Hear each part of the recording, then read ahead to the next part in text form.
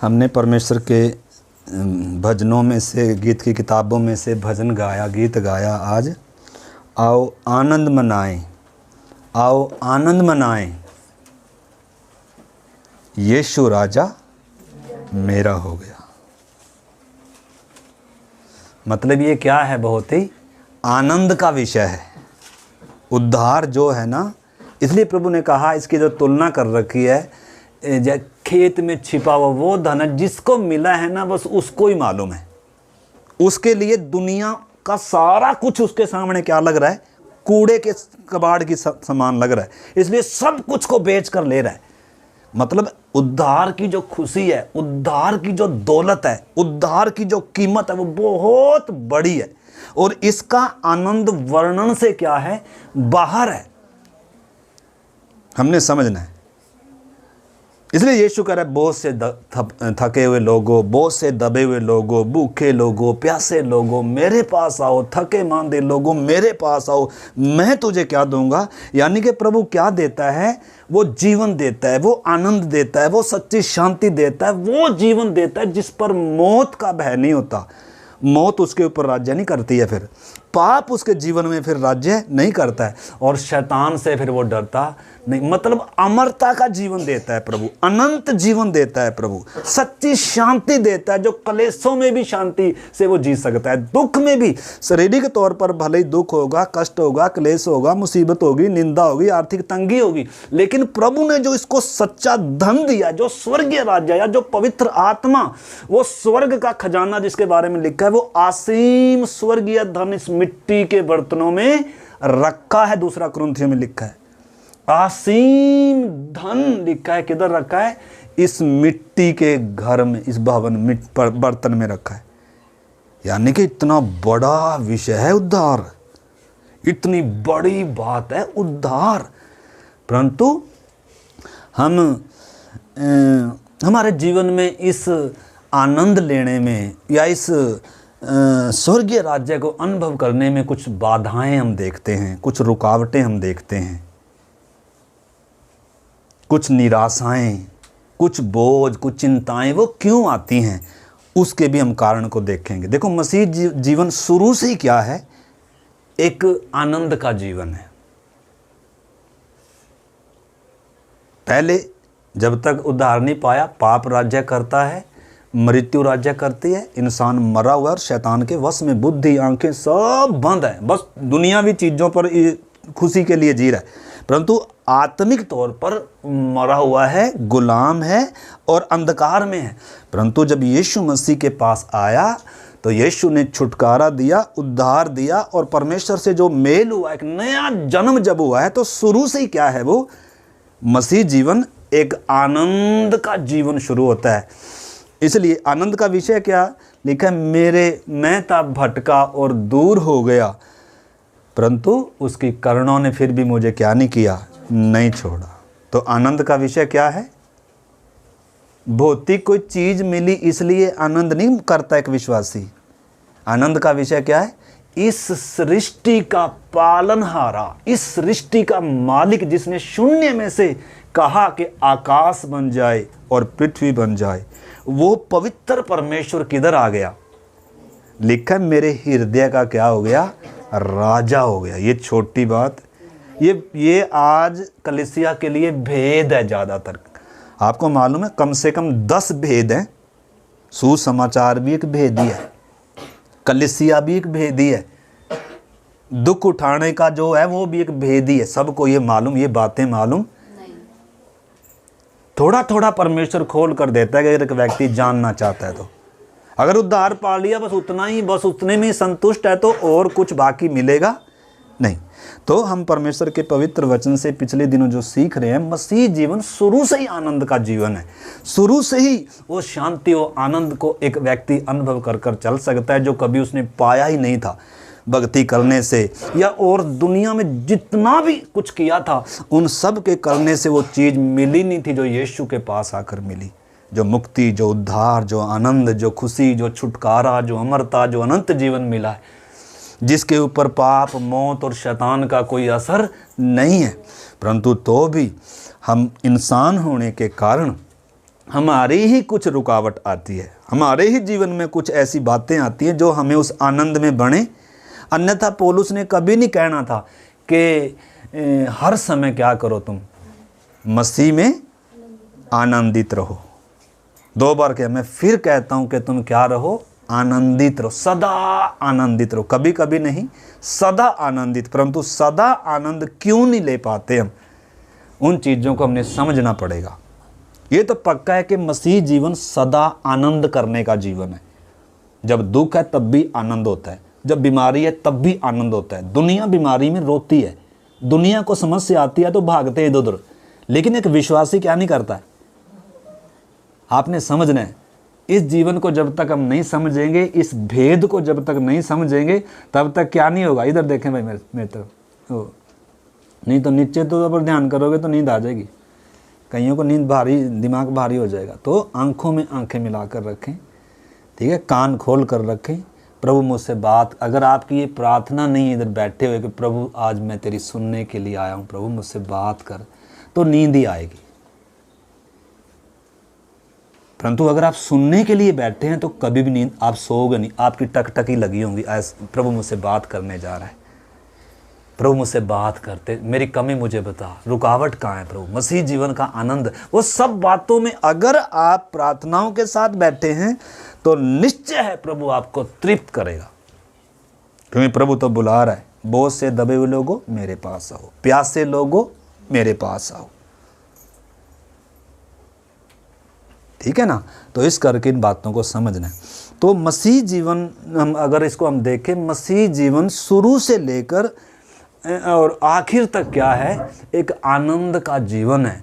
परंतु इसमें हमने समझना है मसीह जीवन कहाँ से शुरू होता है, कि नए जन्म से। जैसे हम पिछली बार सीख रहे थे, नया जन्म होता है एक व्यक्ति का। ज़्यादा कुछ क्या नहीं होता है, भले ही मालूम नहीं है इसको अभी, लेकिन फिर भी अंदर क्या है, आनंद है। फिर भी वो जो खुशी, जब पहली बार यीशु को स्वीकार करते हैं, मुक्ति पाते हैं, उद्धार, कितनी खुशी होती है, कितना आनंद होता है। संगति में आना कितना अच्छा लगता है, वचन पढ़ना कितना अच्छा लगता है, प्रार्थना करना कितना अच्छा लगता है, लोगों को बताते हैं उद्धार के बारे में, प्रभु के, वो कितना आनंद का विषय होता है वो। लेकिन धीरे धीरे चलते चलते कई बार क्या हो जाता है, कई बार नहीं, अक्सर क्या हो जाता है, वो आनंद क्या हो जाता है, कुछ बातें बीच में आ जाती हैं, वो आनंद क्या हो जाता है। तो निश्चय है हम उस चीज़ को हमें समझना है अच्छे से, ठीक है ना। तो दूध पीने वाले की एक हालत होती है, और एक होती है अन्न खाने वाली हालत, एक बालक की हालत होती है, और एक क्या होती है फिर हालत, एक जवान व्यक्ति की हालत होती है। तीनों में फ़र्क है कि नहीं। और एक बुजुर्ग व्यक्ति होता है। 4 स्तर होते हैं।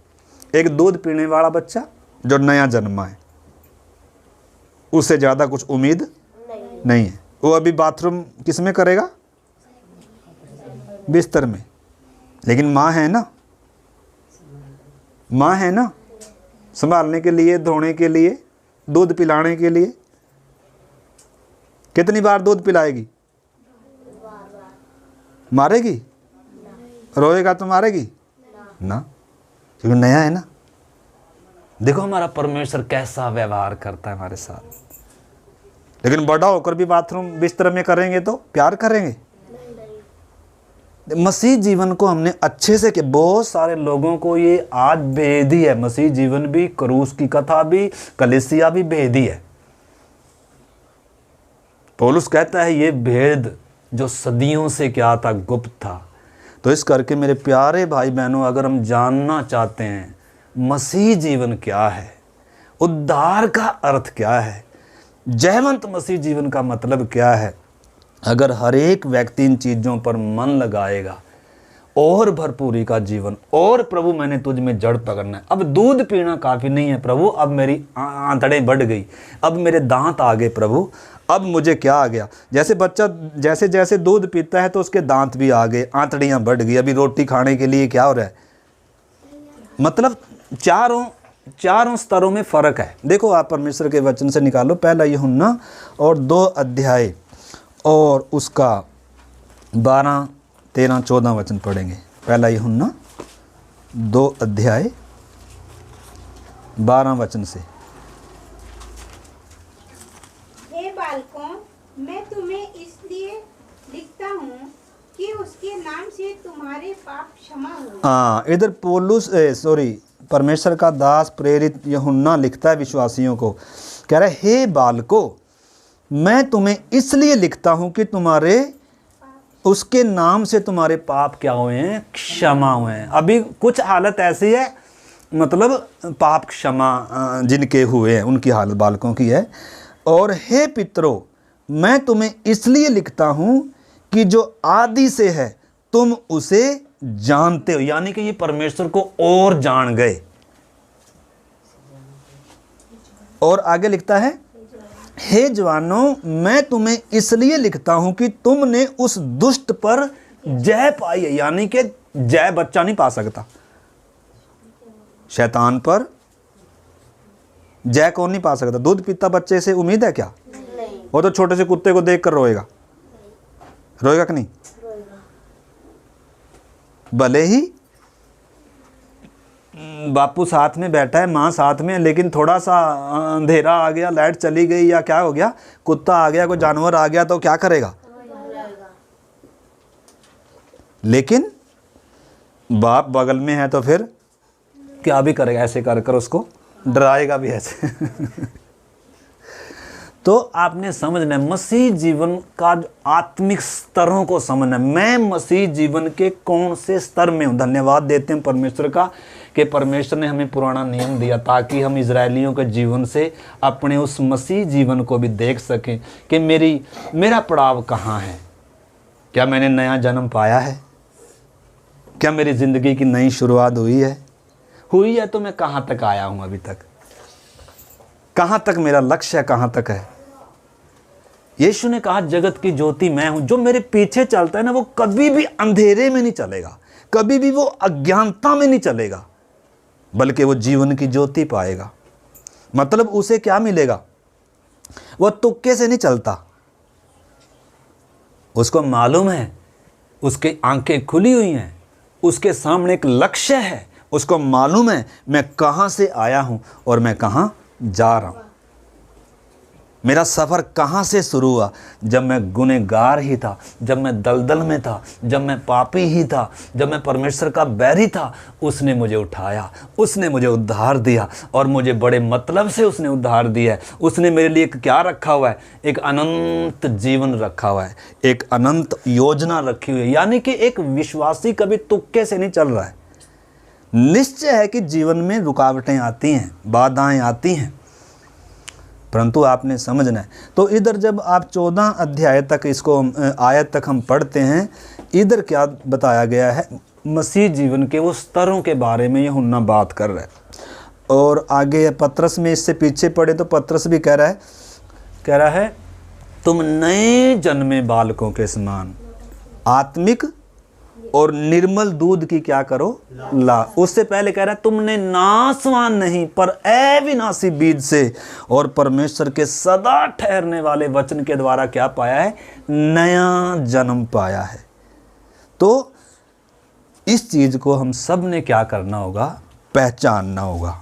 पिछले दिनों जो हम इजराइल के जीवन से सीख रहे हैं कि सबसे पहले उन्होंने फसह किधर मनाया था? मिस्र में मनाया था। फसह के द्वारा उनका क्या हुआ था? छुटकारा। फसह का मतलब है एक मेमना वध हुआ, उधर एक निर्दोष मेमना वध हुआ, उसका चौखट पर कई लोग नए हैं, इस करके मैं फिर से बता रहा हूँ। कई लोग पुराने हैं, आपको मालूम है, लेकिन नए लोगों के लिए बता रहा हूँ। तो मसीह जीवन की शुरुआत देखो कहाँ से होती है और मसीह जीवन का लक्ष्य कहाँ तक है। इस चीज़ को आप अगर नहीं समझेंगे तो फिर क्या नहीं होगा? आनंद कभी भी नहीं होगा। माता जी, आनंद नहीं होगा। तो कहाँ से शुरुआत हुई? नए जन्म से। अगर आपका नया जन्म नहीं हुआ है ना, आपने क्रूस को नहीं समझा है ना, आप उस लहू की शरण में नहीं आए हैं ना, आपने उस गुलामी की दशा को अभी तक एहसास नहीं किया जैसे वो इजरायली कर रहे थे, लंबी लंबी सांसें ले रहे थे उद्धार छुटकारे के लिए। यानी कि प्रभु इससे पहले कि उद्धार का आनंद चखाए, उससे पहले गुलामी की दशा को क्या कराता है? अगर आपको पापी होने का एहसास नहीं आ रहा अभी तक, तो यीशु के पास बीमारी ठीक होने के लिए आगे तो मुक्ति नहीं है। यीशु के पास मुक्ति और किसी कारणवश आगे बपतिस्मा भी ले लिया तो उसका मतलब उद्धार पा लिया कर नहीं है। क्योंकि आज यीशु मसीह के पास बहुत दुनिया आती है, क्योंकि बेचारे दुखी हैं, बीमार हैं, परेशान हैं, दुष्ट आत्माओं से सताए हुए हैं। बहुत सारे लोग आते हैं यीशु मसीह के पास आते हैं और ठीक भी हो जाते हैं बहुत सारे लोग, और वो बपतिस्मा भी ले लेते हैं। परंतु नया जन्म कुछ अलग बात है। नया जन्म पाना, पापों की माफ़ी पाना, परमेश्वर से मेल हो जाना, छुटकारा पा लेना, वो एक अलग विषय है। वो आत्मा से संबंधित है, वो परमेश्वर से संबंधित है, वो अनंत जीवन से संबंधित है। वो इस भौतिक नाशवान शरीर से संबंधित नहीं है, वो भौतिक संसार नाशवान चीज़ों से संबंधित नहीं है। वो उद्धार, इस चीज़ को हमने क्या करना है, समझना है। तो इज़राइलियों का कहाँ नया जन्म हुआ, कहाँ उद्धार हुआ, कहाँ छुटकारा हुआ? जब मेमना वध किया गया। मेमना, आप हम कईयों ने वो सुना है, सीखा है विषय, कईयों ने नहीं सीखा। बाद में आपको जो नए लोग हैं उनको आपको सीख सकते हैं बाद में कि कैसे गुलामी की दशा में थे वो, कैसे फिरौन उनके ऊपर राजा बनकर, उनका परमेश्वर बनकर हिसाब से क्या कर रहा है, उनके ऊपर हुकूमत कर रहा है। कह रहा कौन इनको मेरे हाथ से छुड़ा सकता है। लेकिन परमेश्वर उतर कर आया, कह रहा मैं क्या करूँगा, मैं छुड़ाऊँगा। और परमेश्वर ने अपने ताकतवर हाथ से क्या किया, छुड़ाया। मिस्र पर 10 महाविपत्तियाँ डाली और उसकी सारी कमर को क्या कर दिया, तोड़ दिया, उसके घुटनों पर लेकर आया। और जब इजरायलियों को उधर से छुटकारा कर रहा है परमेश्वर, परमेश्वर की सामर्थ्य के द्वारा छुटकारा और फसह के द्वारा छुटकारा हो रहा है। लहू बहाया गया उधर निर्दोष, उस लहू की शरण में आए। बाकी सब पर परमेश्वर का न्याय आया, लेकिन जो लहू की शरण में आ गए उनके ऊपर क्या नहीं है, न्याय नहीं है। मेरे बात को सुन रहे सारे? अगर रात दिन सोई हुई दशा में बैठेंगे तो समझ में नहीं आएगा।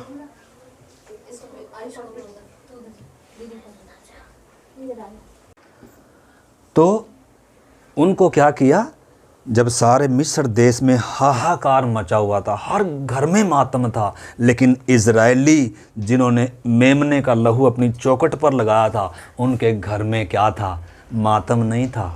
उनके घर में वो मेमने ने सारी उनकी पीड़ा उठाई है, मेमना उनके लिए मरा है, मेमने का लहू उनके लिए बहा है। इनके घर में आज़ादी है, इनके घर में स्वतंत्रता है, और तैयारी के साथ इन्होंने कमर बांधी है, पाँव में जूता डाला है, और कड़वे साग पात और एक मिरी रोटी के साथ उस भूंजे हुए मेमने को क्या कर रहे हैं, खा रहे हैं। यानी कि जब परमेश्वर इनका उधर से छुटकारा कर रहा है, कोई रोता हुआ नहीं कर रहा है, आनंद के साथ नहीं कर रहे हैं। आनंद के साथ मसीह जीवन की भी शुरुआत होती है। परमेश्वर के वचन में लिखा है, परमेश्वर ने उनका टोकरी ढोना छुड़वाया, उनकी गुलामी की दशा छुड़वाई, और उनको क्या किया, जो भी फिरौन ने इनका हक मार के रखा था सारा पाई पाई चुका कर निकाला। इनको सोना चांदी दिलाकर निकाला वहाँ से। उनके लिए तो भौतिक आशीषें थी, भौतिक एक देश से दूसरे देश में ले जाना था, उनके लिए तो भौतिक आनंद थे, थोड़ी चीज़ें थी, तात्कालिक थी। परंतु हमारे लिए हैं अनंतता की जो कभी नाश नहीं होगा। हम हैं असली, वो तो सिर्फ हमारे लिए छाया थे। उद्धार समझा रहा है परमेश्वर, उद्धार कितना कीमती होगा। जो असली मेमना यीशु बलिदान होगा, उसका लहू की शरण में आना कितना महान छुटकारा देगा, वो इन बातों के द्वारा परमेश्वर वो दिखा रहा था। तो सोना चांदी दिलाकर उनको निकाला। उनमें कोई भी निर्बल नहीं है, कोई भी निर्धन नहीं है, कोई भी रोते रोते चल रहा, रोते रोते कोई चल रहा था, आनंद के साथ चल रहे थे। जब लाल समुंदर पार किया तो कितना आनंद, उद्धार का, आनंद का, छुटकारे का गीत गा रहे हैं, सब मिलकर क्या कर रहे हैं। यानी कि जो आनंद आपको उद्धार में मिलेगा ना, वो मिस्र की किसी भी संसार की शरीर की भौतिक आशीष में वो आनंद है ही नहीं है। कईयों को अभी भी ये बात समझ में नहीं आई होगी। इस करके इस चीज़ को आपने समझना है, उद्धार कैसे होता है, परमेश्वर ने कैसे उद्धार किया, तो कैसे मेमना उधर वध हुआ, फंसा बनाया गया, और कैसे इनकी कमरें बंधी हुई थी, और कैसे मसीह जीवन या इनका जो सफ़र शुरू किया, कैसे आनंद के साथ सफ़र शुरू किया। और इनके सामने फिरौन जो इनको आज तक गुलाम बनाकर रखा था, इनके ऊपर यातनाएं कर रहा था, और इनके कब्जे में जिसके पड़े हुए थे, दुख दे रहा था जो इनको, इनके सामने परमेश्वर ने इस लाल समुंदर के बीच में क्या कर दिया, उनको डुबा कर मार दिया। उसके रथ सारे किधर हैं, इनकी आंखों के सामने ये देख रहे थे ऐसे। इनके अंदर से उस फिरौन का सारा डर और भय सब क्या कर दिया, खत्म कर दिया। एक कितनी अच्छी शुरुआत दी इनको, दी कि नहीं दी? और हर समय उस आनंद में चल सके उसके लिए क्या प्रबंध किया परमेश्वर ने, क्या प्रबंध किया? स्वर्ग से हर दिन ताजा मन्ना, चट्टान से हर दिन पानी। और इनकी जो कड़वा अनुभव आया तो उधर एक पौधा, मतलब ये सारी घटनाएं, तो ये आनंद के साथ चल सकते थे कि नहीं बताओ? लेकिन क्यों नहीं चल पाए? क्यों बुड़बुड़ा रहे थे? माता जी, मैंने अभी बताया था इलाज, ऐसे खड़े हो जाओ अगर नींद आ रही हो तो, ऐसे आधे घुटनों के बल। क्योंकि ये बुढ़ी माँ की कहानी नहीं है, ये गुरु जी की कथा नहीं है, ये आपके उद्धार का वचन है, ये परमेश्वर का वचन है।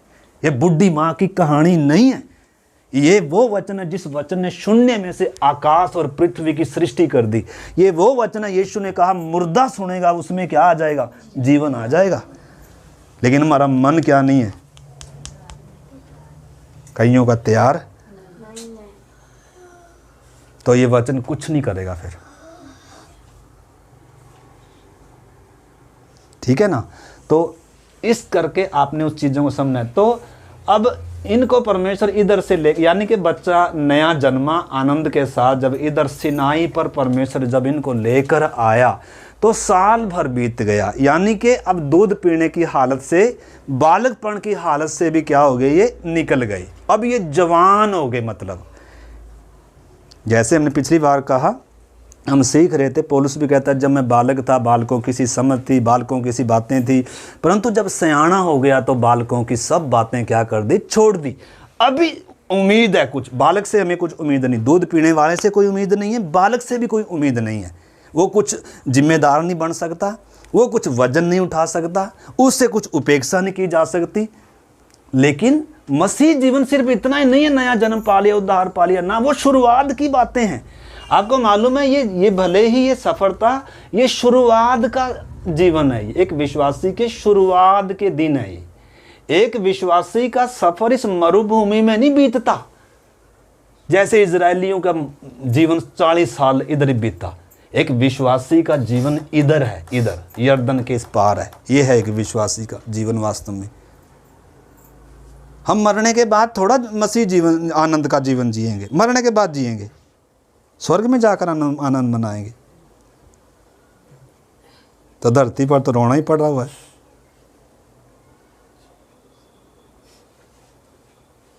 आनंद कहाँ मनाएंगे? अभी हम गा रहे थे ना, आओ आनंद मनाएं, आओ आनंद मनाएं। क्यों? क्योंकि यीशु राजा मेरा हो गया, इस सृष्टि का पालनहारा मेरे हृदय का राजा हो गया। मैं था भटका और दूर हो गया। तो प्रभु में क्या भी है भाई? आनंद भी है।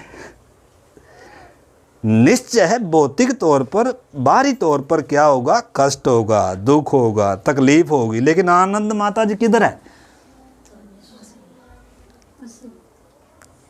अंदर। अंदर अंदर होना है, अंदर दिया पहले परमेश्वर ने, ठीक है ना। शरीर का उद्धार 1 सेकंड में करेगा प्रभु, जब बादलों पर आएगा ये शरीर 1 सेकंड में, 1 सेकंड के कितने हिस्से में बदल जाएगा, मतलब उसी समय प्रभु क्या कर देगा, इसको रूपांतर कर देगा। लेकिन अभी किसको बदल रहा है? अंदर प्राण और आत्मा को अंदर क्या कर रहा है, उसको बदलने में। इसमें समय लगेगा, क्योंकि इसमें हमारी इच्छाएं हैं, इसमें हमारी अभिलाषाएं हैं, इसमें रुकावटें आती हैं, बाधाएं, तो वो सारी बातें सीखेंगे। तो हमने पिछली बार देखा था, इन्होंने फसा, पहला फसा इधर मनाया, मिस्र में मनाया। फसा छुटकारे को दर्शाता है, उस वो आनंद को दर्शाता है, उस समर्पण को दर्शाता है, उस तैयारी को दर्शाता है। सबकी कमरें बंधी हुई हैं, सब ने पाँव में जूता डाला और खाकर बल पाकर निकल रहे हैं, धनी होकर निकल रहे हैं। और दूसरा इन्होंने किधर मनाया? इस सिनाई पर मनाया। कब मनाया?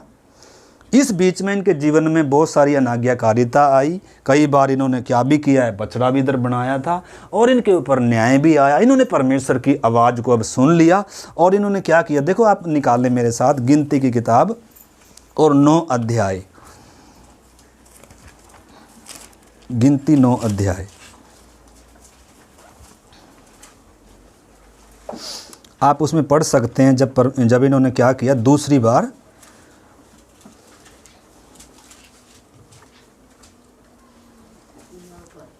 बार फसा मनाया। तो फसे का मतलब क्या है?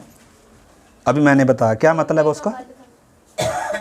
हाँ, मेमने का वध तो किया, लेकिन मतलब वो क्या कर रहे हैं? वो छुटकारे को अनुभव कर रहे हैं, उस तैयारी को अनुभव कर रहे हैं। एक लक्ष्य इनके सामने, कनान, और परमेश्वर के उस प्यार को, उस छुटकारे को आनंद कर रहे हैं, अनुभव कर रहे हैं। फिरौन के घर में, मिस्र में मातम है, लेकिन हमारे घर में मेमने के द्वारा यानी कि उस चीज को अनुभव कर रहे हैं। उस समर्पण है, जुती डाली हुई है। छुटकारे का मतलब, फंसे का मतलब आपने समझना है। अब हम कई बार प्रभु भोज तो लेते हैं, लेकिन हमारा कोई समर्पण, प्रभु भोज लेने के बाद भी ऐसे ही है और लेने से पहले भी ऐसे ही है।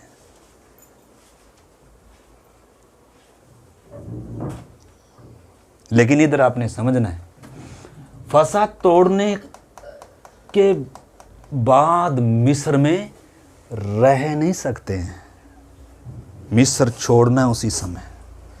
हमने तो बहुत सारों ने मसीह को भी स्वीकार कर लिया, बपतिस्मा भी ले लिया, लेकिन अभी मिस्र में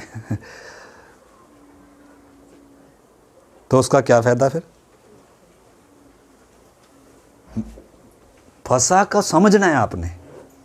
क्रूस पर यीशु क्यों मरा, किसके लिए मरा, मर उसकी मौत ने क्या किया, उसकी मौत के द्वारा क्या मिला, ये जब तक इन चीजों को नहीं समझेंगे तब तक मसीह जीवन की अच्छी नींव नहीं डलेगी। मान लो अगर आपने मकान बनाना है तो पहले क्या करेंगे? नींव डाल लेंगे ना। नींव डाल लेंगे, किस लिए डाल लेंगे? चलो दीवार जितनी खड़ी होगी उतना ही सही। नींव क्यों डालते हैं? घर बनाते हैं तभी तो नींव डालते हैं। यानी कि आपका लक्ष्य है क्या? नींव डालना है क्या घर बनाना है? बताओ। घर बनाना है आपका लक्ष्य है, लेकिन थोड़ी सी नींव डाल के चल बस उद्धार मिल गया, चलो जी बपतिस्मा ले लिया, चलो जी। अरे भाई मकान बनाना है, जिसके लिए उद्धार, ये नींव डाली है आपने, उद्धार का पूरा काम होना है।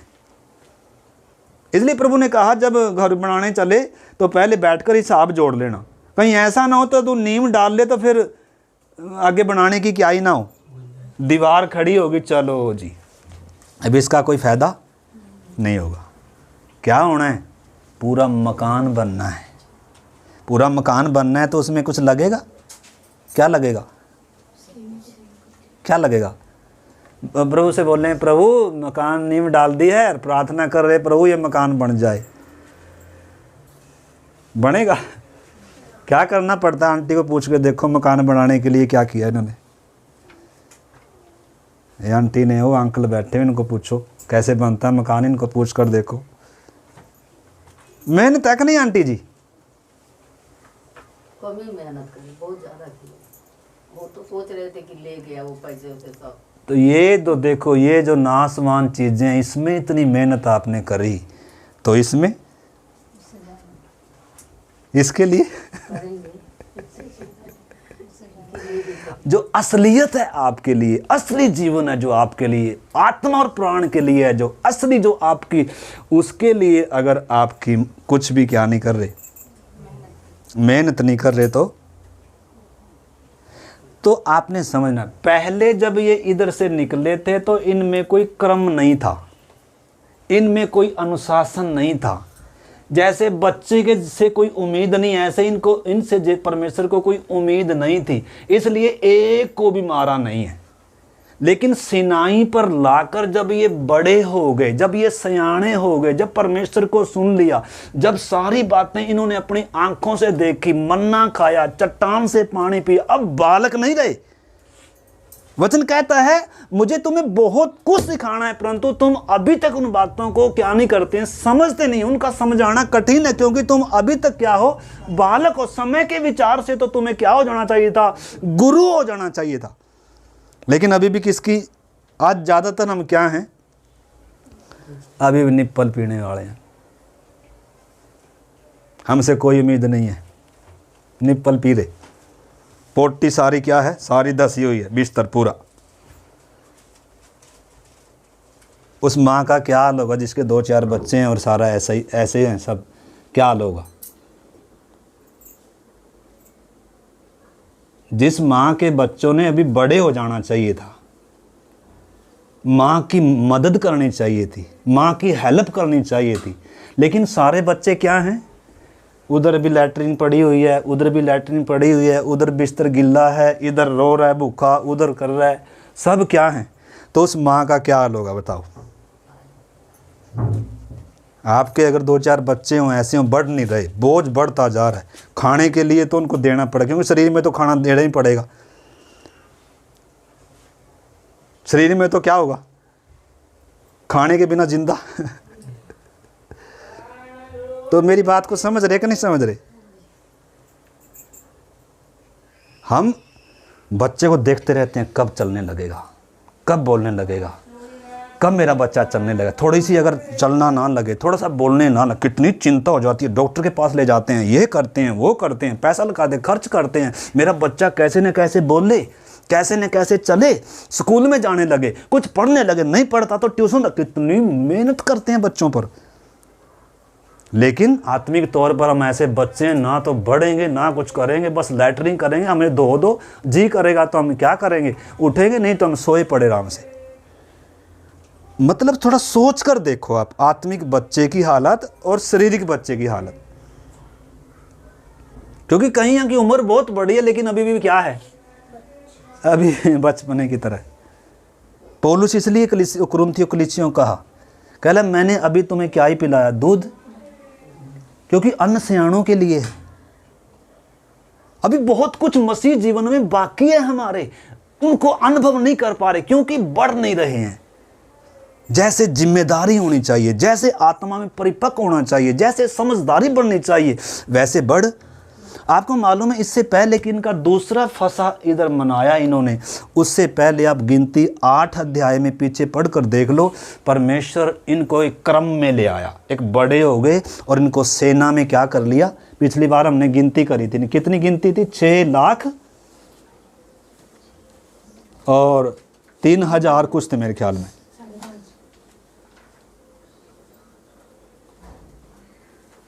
तो आपने और मैंने भी आत्मिक तौर पर उस दूध और मधु के देश को अगर अनुभव करना है तो क्या करना पड़ेगा बीरू, हैं, जवान होना पड़ेगा।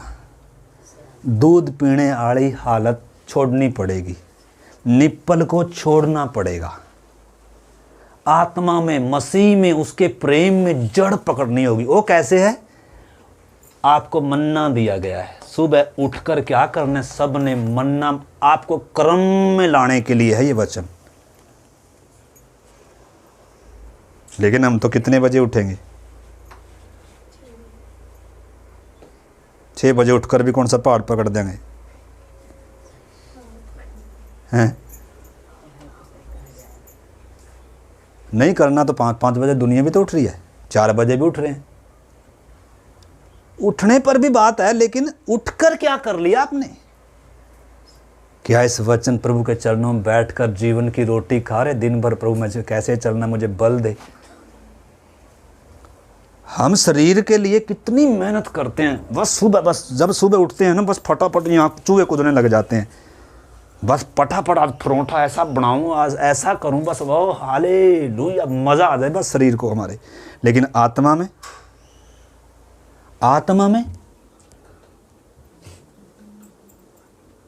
आत्मा का कोई भोजन है? अगर मरे हुए हैं तो कोई भोजन नहीं है। अगर आप जिंदा हैं, बहन जी, अगर जिंदा किया है यीशु ने, आपने नया जन्म पाया, तो आपको एक जीवन की रोटी दी गई है। आपको ये वचन दिया गया, पहले तो आपके लिए दूध है, फिर आपके लिए रोटी है। ये भक्ति नहीं है लोगों की तरह। लोग क्या कर रहे हैं? सुमरण कर रहे हैं, पाठों को क्या कर रहे हैं? जाप। ये जाप करने के लिए नहीं है, ये रोटी है आपकी आत्मा के लिए, दूध है, भोजन है, अन्न है। ये डॉक्टर का स्टोर भी है। ये डॉक्टर के स्टोर में क्या होता है? हर प्रकार की दवाई का काम भी करता है ये वचन। अगर आप इस समय बीमार हैं, आत्मिक तौर पर, शारीरिक तौर पर नहीं माता जी, तो आज कड़वी दवाई की ज़रूरत है आपको। दूध की ज़रूरत है क्या? अगर एक आत्मिक तौर पर एक व्यक्ति बीमार है, दूध चाहिए उसको? क्या चाहिए? दवाई। दवाई मीठी होती है कड़वी? मिट्टी को तो फटाफट पी लेंगे लेकिन कड़वी कौन पिएगा? बीमारी को कौन काटेगी, कड़वी या मिट्टी? मिट्ठी बातें अच्छी हैं सुनने के लिए, लेकिन उससे क्या नहीं होगा? कानों की खुजली मिट जाएगी मीठी मीठी बातों से। लेकिन मलेरिया की बीमारी का इलाज होना है तो क्या करना पड़ेगा? अब भाई पिछले दिनों बीमार थे, उनको पूछो क्या किया इन्होंने। पूछो इनको, इन्होंने तो मकान बना, उनको पूछो क्या किया इन्होंने। और इनकी बीमारी थी शरीर में, उनको पूछो बेचारों को कैसे इन्होंने क्या किया है। पल्ले पैसे नहीं थे तो भी क्या किया, इधर से उधर से कर करा कर बेचारों ने क्या किया। डॉक्टर को पूछ दिया, लो जी मुझे काट दो इधर से और मेरी बीमारी को क्या कर दो। और अभी तक बेचारे उठ नहीं पा रहे, खा रहे पी रहे, थोड़ा सा अभी तक चलने की हिम्मत नहीं है।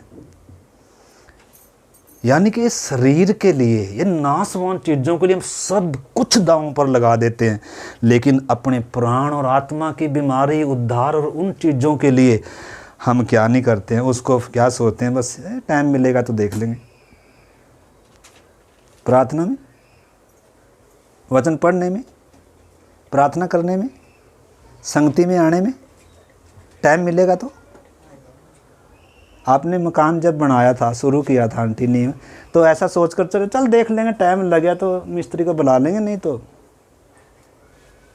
ऐसे किया था? क्या किया था?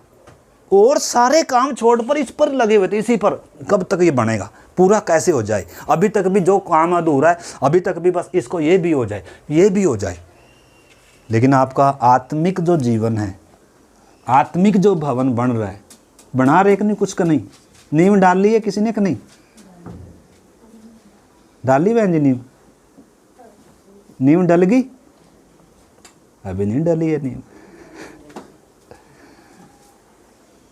अभी सफर शुरू नहीं किया है, अभी नए जन्म का अनुभव नहीं। जिस दिन नए जन्म का, जिस दिन क्रूस समझेंगे, मिस्र में नहीं रहेंगे, उस दिन आपके जिंदगी का शुरुआत हो रही, असली जीवन की शुरुआत हो रही। मकसद मिल गया जीने का।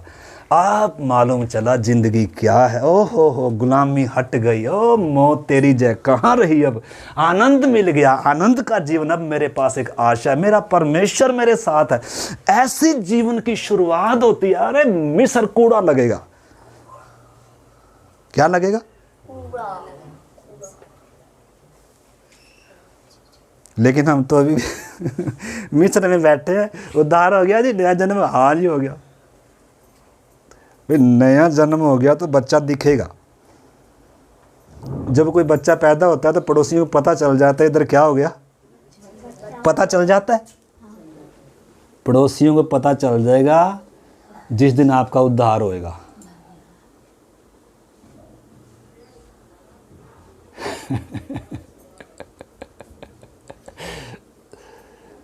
कैसे पता चल जाएगा?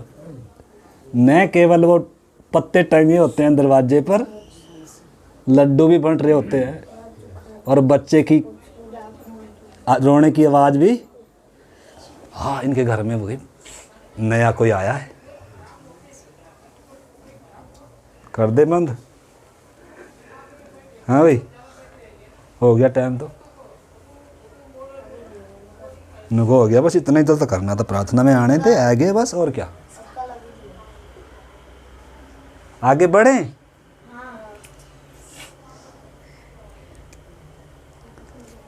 बात को समझना। देखो अब इधर दूसरी बार फंसा मानना, इस 9 अध्याय में आप पढ़ना, इधर आप, मैं उसमें जाऊंगा तो समय लगेगा।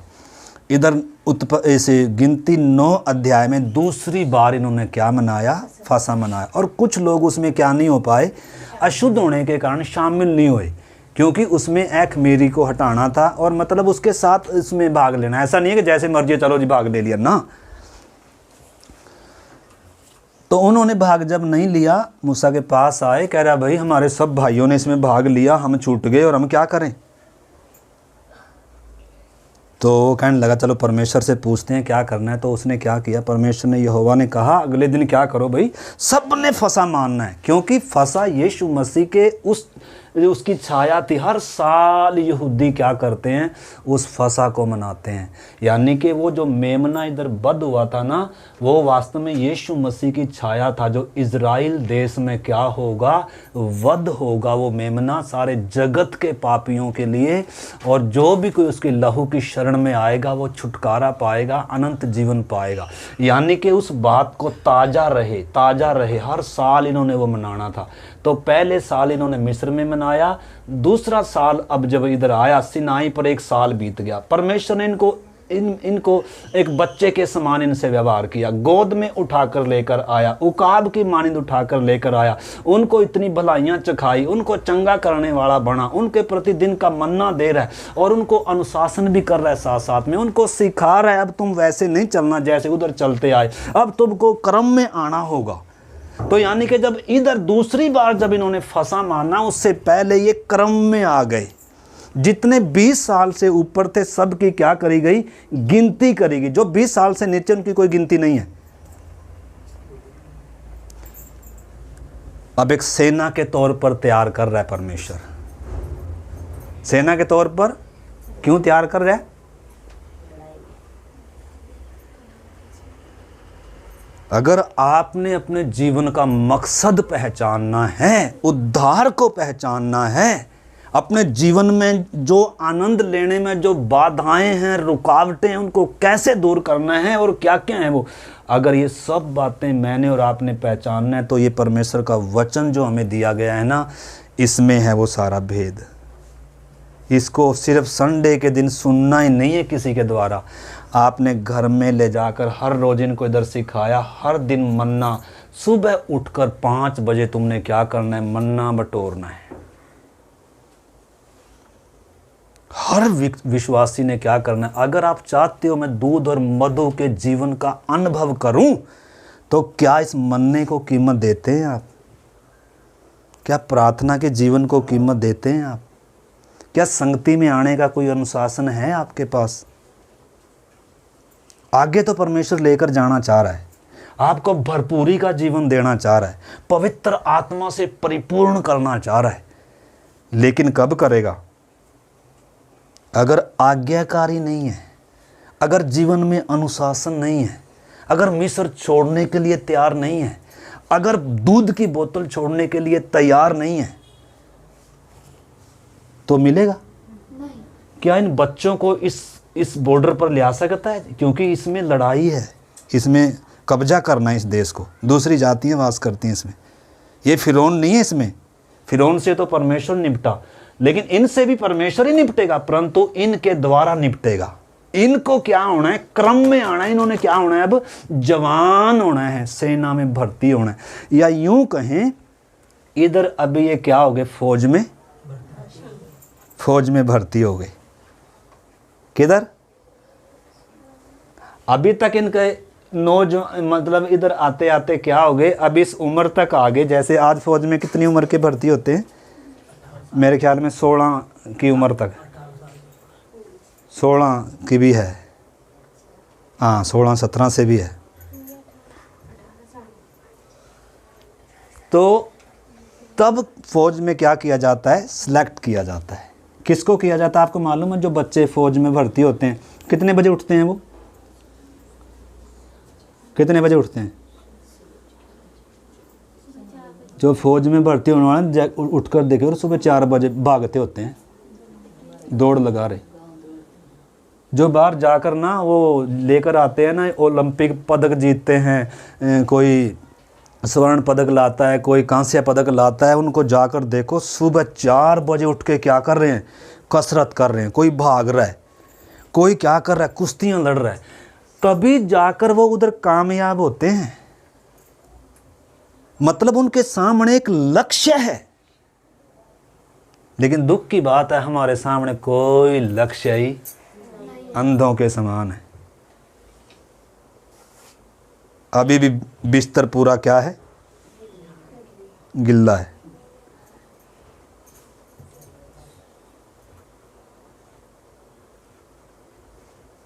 कितनी उम्र होगी समय के विचार से तो, लेकिन अभी भी क्या चाहिए, अभी भी क्या लगता है पसंद, बच्चे को तो दूध की उस बच्चे को जो शरीर में जन्मा उसको तो दूध की लालसा रहती है। लेकिन इधर पतरस कहता है कि तुम उस दूध की, निर्मल और आत्मिक दूध की लालसा करो, ताकि तुम उद्धार के लिए क्या होते जाओ, बढ़ते। तुम्हें लालसा करनी होगी आत्मिक बातों के लिए, शरीर की बातों के लिए नहीं, आत्मिक बातों में। सुबह उठने की आदत डालें, प्रार्थना करें, प्रभु से क्या करें, अनुशासन, आज्ञाकारी सीखें।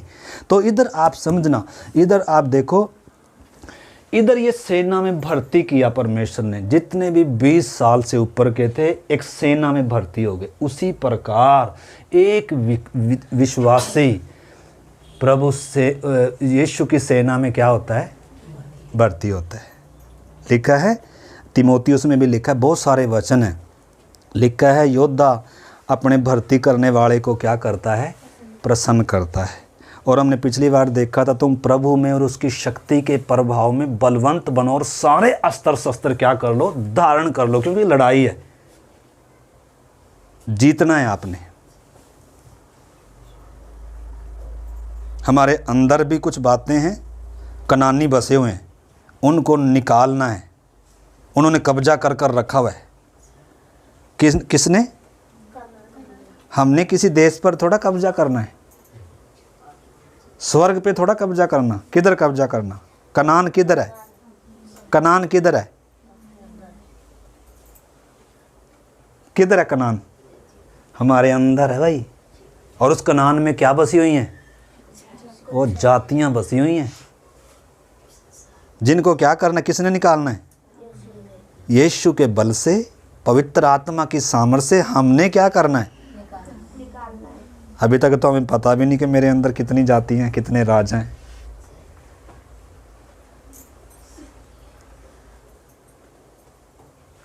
तो सारी बातें हमें एक बार में, जो पुराने व्यक्ति हैं उनको तो समझ जानी चाहिए ये बातें।